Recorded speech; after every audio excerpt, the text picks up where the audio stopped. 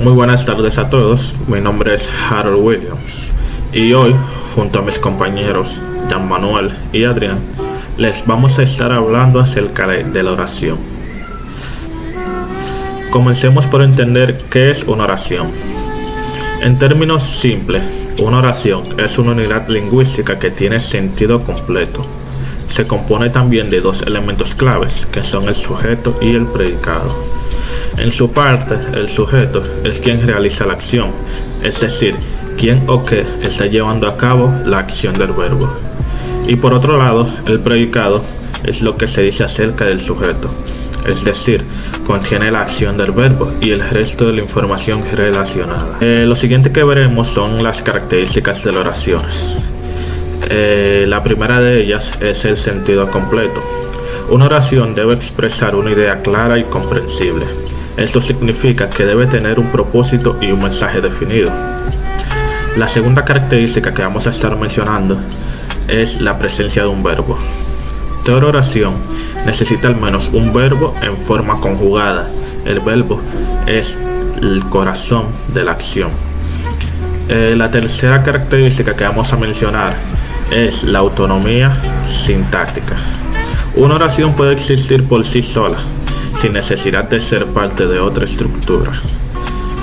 Otra también de las características es el orden lógico, que aunque la estructura básica de una oración es sujeto más predicado, el orden puede variar dependiendo de la intención del hablante.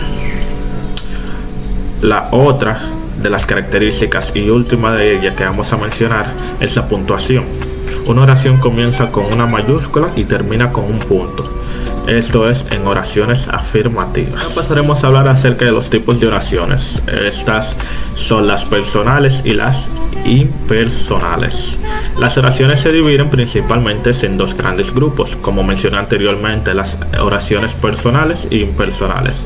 Ahora vamos a ver qué significa cada una. La primera que mencionaremos son las oraciones personales. Las oraciones personales son aquellas en las que existe un sujeto claro, ya sea explícito o implícito. El sujeto siempre realiza la acción del verbo y su identidad es fácilmente reconocible. Un ejemplo de esto sería: María estudia para el examen. Aquí el sujeto es María, quien realiza la acción de estudiar. Y otro ejemplo sería: estudiamos en la biblioteca. El sujeto está implícito en este caso, que es nosotros, ya que el verbo estudiamos está en primera persona del plural. Ahora pasaremos a hablar acerca de los tipos de oraciones. Estas son las personales y las impersonales. Las oraciones se dividen principalmente en dos grandes grupos, como mencioné anteriormente, las oraciones personales e impersonales. Ahora vamos a ver qué significa cada una. La primera que mencionaremos son las oraciones personales. Las oraciones personales son aquellas en las que existe un sujeto claro, ya sea explícito o implícito. El sujeto siempre realiza la acción del verbo y su identidad es fácilmente reconocible. Un ejemplo de esto sería: María estudia para el examen. Aquí el sujeto es María, quien realiza la acción de estudiar. Y otro ejemplo sería: estudiamos en la biblioteca. El sujeto está implícito en este caso, que es nosotros, ya que el verbo estudiamos está en primera persona del plural. Por otro lado, las oraciones impersonales no tienen un sujeto definido. Se utilizan cuando la acción no se atribuye a una persona específica. Dentro de las oraciones impersonales encontraremos varias categorías, que son: la primera que mencionaremos son con verbos meteorológicos. Un ejemplo de esto sería: llueve mucho en invierno. Aquí el verbo llueve no tiene un sujeto, es simplemente un fenómeno natural. La segunda de ellas sería con los verbos haber y hacer, en tercera persona del singular. Ejemplo número 1 sería: hay mucha gente en la plaza. Y el ejemplo número 2 sería: hace frío hoy. En estos casos no hay un sujeto definido que realice la acción. El tercer caso de esto sería con el pronombre se, como marcador de impersonalidad. Un ejemplo sería: se viene bien en esta ciudad. En este caso no se especifica quién vive bien, es una generalización. El cuarto sería impersonales por contexto. Un ejemplo de esto sería: dice que lloverá mañana. En este caso, nuevamente, no se menciona quién dice algo, simplemente es una afirmación general. Y en resumen, pues la oración es la unidad mínima con sentido completo y se compone de un sujeto y un predicado, siempre con un verbo conjugado. También existen dos tipos principales de oraciones: personales con un sujeto explícito o implícito, y las impersonales sin un sujeto definido o indefectible. Esto es todo por mi parte. A continuación vendrá mi compañero Jean Manuel con su parte de esta exposición. Les voy a hablar de lo que son los tipos de oraciones simples y en qué se diferencian o varían según la actitud del hablante y la naturaleza del predicado. Las oraciones simples son aquellas que cuentan con una estructura sintáctica en la que aparecen dos partes de la oración que son fáciles de distinguir. La primera viene siendo el sujeto, compuesto por un sintagma nominal, y el predicado, formado por un sintagma verbal. La forma en la que expresamos nuestras ideas no solo implica el contenido de las palabras, sino también la actitud que adoptamos al comunicarnos. La estructura gramatical de una oración puede darnos información no solo de lo que se dice, sino también de cómo se dice, y cómo se podría sentir el hablante al expresar lo que quiere decir. Entre ellas existen varios tipos que expresan diferentes tipos de actitudes o sentimientos del hablante, y yo voy a hablar de sus tipos o de algunas de estas. Las oraciones interrogativas son las primeras, y las oraciones interrogativas son las que el hablante realiza una pregunta en la forma que puede efectuar dicha pregunta. Puede ser directa o indirecta, y aquí se divide este tipo de oraciones interrogativas en dos subtipos: las interrogativas directas, que van entre signos de interrogación y pueden ser de dos tipos: totales y parciales. Las totales son en las que el enunciado completo y la única respuesta admite es sí o no, o podríamos llamar que eso es una pregunta cerrada, en la que si por ejemplo dicen ¿vienes conmigo? Sí o no, te dicen sí o no. Pero si la pregunta viene siendo una interrogativa indirecta, parcial, se pregunta la misma pregunta, pero la respuesta puede variar. Y en un ejemplo vendría siendo: ¿quién va a venir conmigo el sábado? Podrían decir sí o no, porque no tendría sentido ni la pregunta ni la respuesta. Así que lo que se hace es que se cambia la pregunta. Se puede decir: ¿quién va a venir conmigo el sábado? La pregunta puede ser más variada, por lo que cambia a ser una pregunta abierta, y la respuesta puede ser más variada.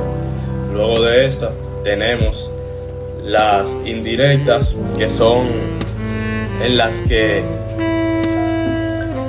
que la pregunta no es tanto una pregunta, sino una incomodidad o alguna duda, que incluso puede hacer una pregunta al aire o algo similar. Y ahora vamos a hablar de las oraciones exclamativas. Las oraciones exclamativas son aquellas en las que el emisor transmite emociones y sentimientos, y van entre signos de exclamación, y se les da una mayor énfasis en la expresión. Como por ejemplo, me siento bien de que llegaste.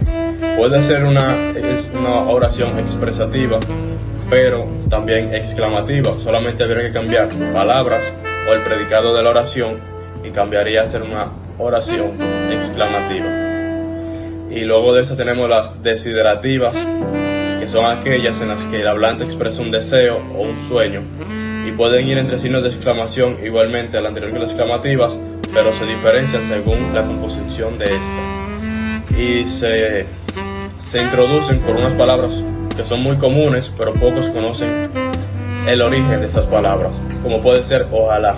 Normalmente ojalá no era una palabra original en español, sino una palabra traída de fuera, del extranjero, que creo que uno de los compañeros tiene el tema de cómo se llaman y de dónde provienen las palabras que son del extranjero y se adaptaron al español, como lo es ojalá, y ojalá en su idioma original. Ahora no sé si fue de Arabia o de algún país occidental que salió, pero allá significaba si Dios quiere, su diosa Alá. Si Alá quiere, tal y tal cosa. Entonces, de manera de migración, vino aquí esa palabra y se adaptó a lo que es el español oficial. Y aquí significa que deseas que algo suceda o esperas que eso lo haga. Un ejemplo de utilizar estas oraciones, que casi siempre van con esta palabra o alguna similar, sería: ojalá que hayas aprobado. O otra palabra viene siendo querer, gustar, desear. Bueno, verbo. Y cuando se usa ese verbo, normalmente, no siempre, puede ser que se hable de este tipo de oraciones. Luego tenemos las oraciones dubitativas. Las oraciones dubitativas son las que nos ayudan a expresar una duda que tengamos o algo que querramos decir acerca de algo que ha mencionado, y pueden ir introducidas por algunas fórmulas frecuentes. Por ejemplo, debe de o puede que. Algún ejemplo con debe de se le agrega un infinitivo y sería: debe de tener unos 20 años. Y puede que no lo sepa, porque es algo que puede ser posible, puede que no, es algo que no se está seguro, pero que se especula una alta probabilidad de razón. Luego tenemos las oraciones exhortativas. Por último, estas son las que no son específicas de algo, sino que van haciendo algo más como oración y enunciado a la vez, porque puede ser que sea una oración completa, compleja, o puede simplemente ser un enunciado que se adapta más a la oración que al enunciado. Y estas son empleadas por el hablante para indicar o expresar órdenes, recomendaciones o prohibiciones. Por ejemplo, ven aquí, o te ordeno que te calles. Y ahora vamos a hablar de los tipos de oraciones según la naturaleza del predicado. Las oraciones se pueden clasificar atendiendo a diferentes criterios según la actitud del hablante. Y también puede variar según el número de verbos presentes en la oración. Pero las oraciones se distinguen también por la estructura de su predicado y la relación entre sus componentes. Así, las oraciones se dividen en copulativas y predicativas. En estas últimas se dividen a su vez en transitivas e intransitivas. Copulativas y predicativas son partes contrarias pero similares. ¿En qué sentido? Que las copulativas son oraciones que tienen predicado nominal. Esas oraciones se construyen con los verbos ser, estar y parecer, y un complemento atributo. Las oraciones copulativas pueden llevar, además del atributo, un complemento circunstancial, que es algo que puede ser muy recurrente, pero no es algo que está fijado, y ningún complemento verbal. Las predicativas son oraciones que le tienen predicado verbal, que es el que se construye con verbos no copulativos. Las oraciones predicativas pueden llevar cualquier tipo de complemento verbal, a salvo del atributo.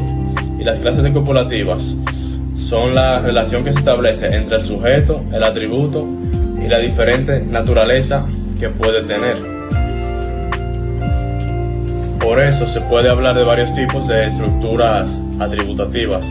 Las clasificadoras o atributativas puras, en las que por medio del atributo se describe una propiedad, cualidad o estado al sujeto, y una cualidad o descriptividad al estado o al sujeto, como por ejemplo: Jorge es maestro, o la tarde está oscura.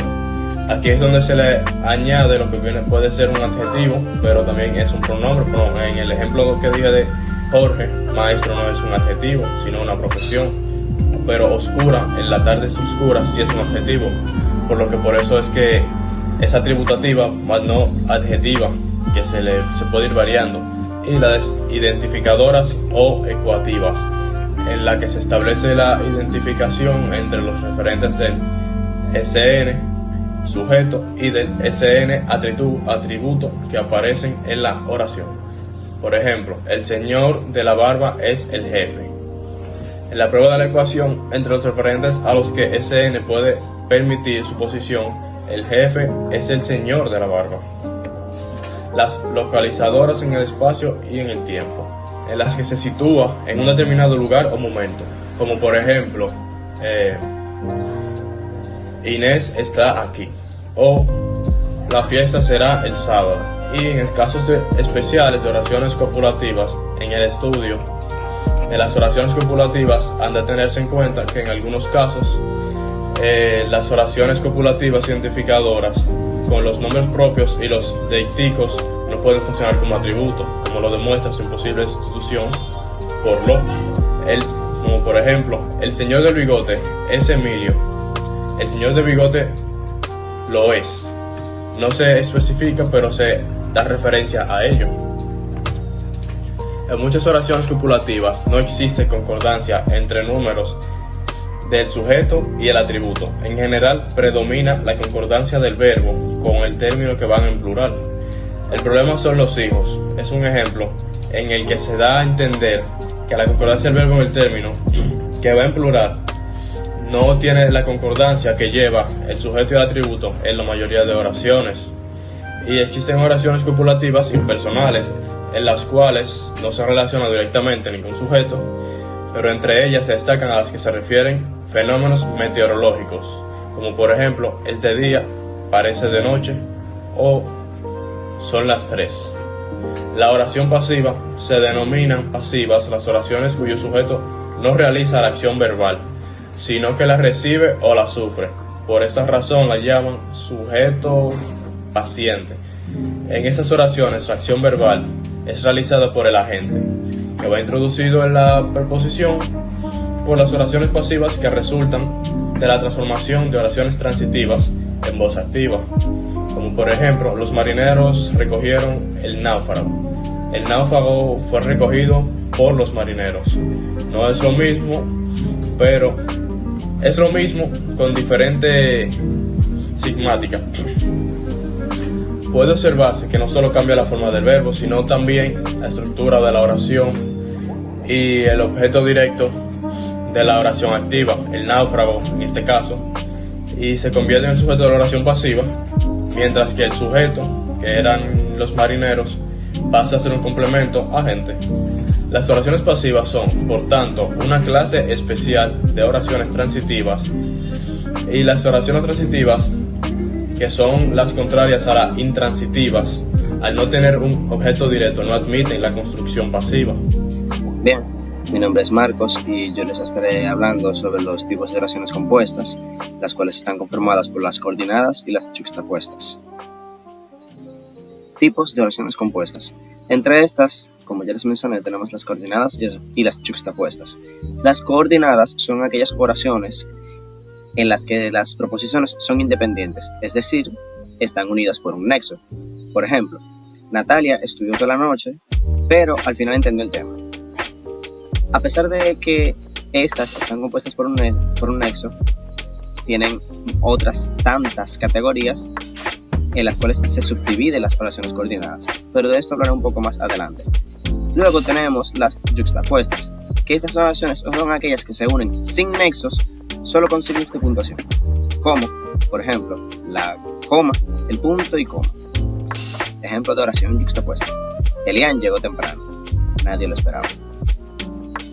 Muy bien, como ya les había mencionado, las oraciones coordinadas tienen una clasificación en las cuales se subdividen en copulativas, adversativas, explicativas, disyuntivas, distributivas y imperativas. Primero, la copulativa. Estas son aquellas que expresan la suma de información. Los nexos que se utilizan para esta son y, y ni. Ejemplo, Josué estudia y Jesús trabaja.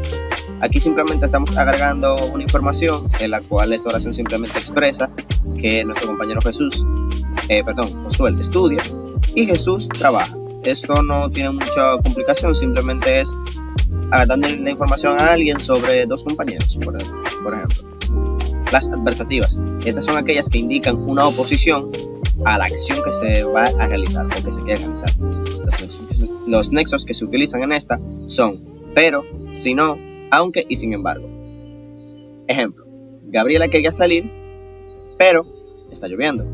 Aquí la oposición se muestra en que Gabriela quería salir con sus amigas, a ver una película, lo que sea, pero no pudo porque está lloviendo. Bien, las explicativas, estas son una proposición, es decir, que explica la otra. son una proposición que explica la otra, por así decirlo. Los nexos, es decir, o sea, esto es. En este caso, por ejemplo, Abel está pagando la universidad, o sea, es estudiante.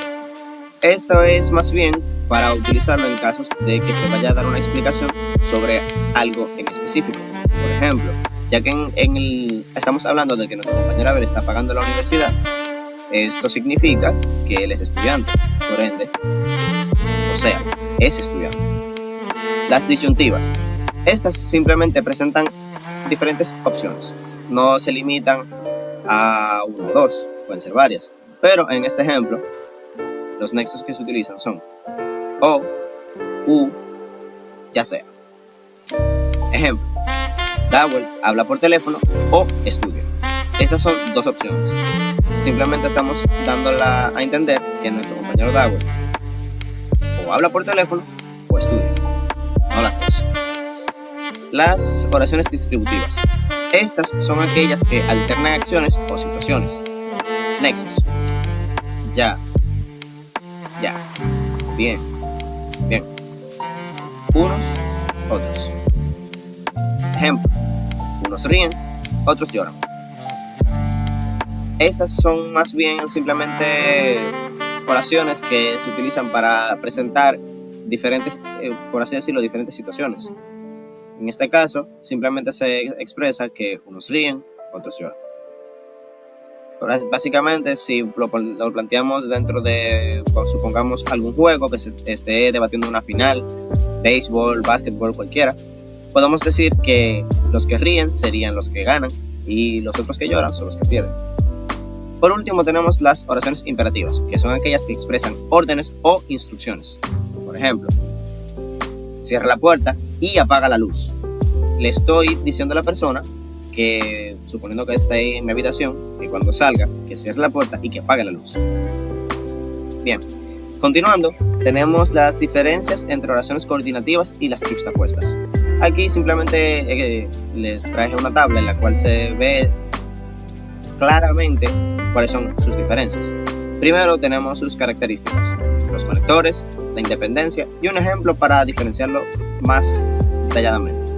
Las coordinadas llevan nexos, como por ejemplo y, pero, o, entre otras más, y las yuxtapuestas no llevan nexos, solo llevan signos de puntuación. Su independencia. Las coordinadas son proposiciones con significado propio. Las yuxtapuestas también son independientes, pero unidas por la entonación y puntuación. Un ejemplo específico para ambos casos, pero que se pueden decir o escribir de diferentes maneras. Abel estudia y Natalia trabaja. Otra forma, ese es en el caso de las coordinadas. En las yuxtapuestas, Abel estudia, Natalia trabaja. En conclusión, todo lo que hemos visto a partir de aquí es simplemente todo lo que vimos, todo lo que mis compañeros hablaron junto a mí, es que es una oración, que es una unidad gramatical con sentido completo en la cual está conformada o compuesta por un sujeto y un predicado, la cual puede expresar sentimientos, ideas, entre otras cosas. Sus tipos, las oraciones impersonales, las personales, sus características, que tienen cohesión, la presencia de un verbo, entre otras más. Las oraciones compuestas, las que contienen las coordinadas y las yuxtapuestas, y vimos las diferencias que estas tienen entre otras cuantas cosas más. Esperamos que toda esta información que han obtenido de nosotros les sea de ayuda para aplicarlo en su vida diaria, o también para simplemente conocer lo que es la forma en la que nosotros hablamos, ya que esas son informaciones pertinentes a la hora de tenerlas en cuenta para hablar con otra persona, mejorar nuestro léxico y identificar en qué situaciones podemos utilizarlas, ya que no todo el tiempo es que vamos a usar un signo de puntuación en cada cosa sin saber realmente en qué momento emplearla. En el caso, por ejemplo, de las oraciones yuxtapuestas. Y pues nada, hasta aquí ha sido nuestra participación. Muchas gracias por vernos.